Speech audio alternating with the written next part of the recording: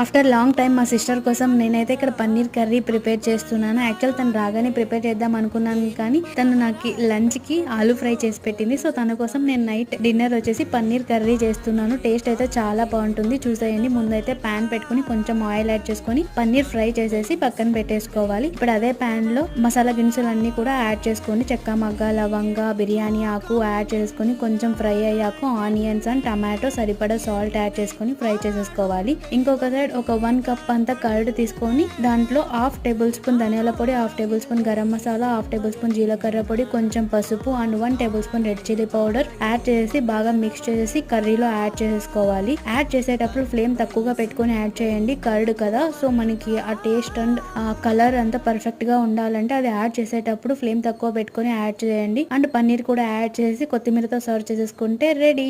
Taste అయితే చాలా బాగుంటుంది. మా సిస్టర్ అయితే నైట్ డిన్నర్ బాగా ఎంజాయ్ చేసింది. మీరు కూడా ట్రై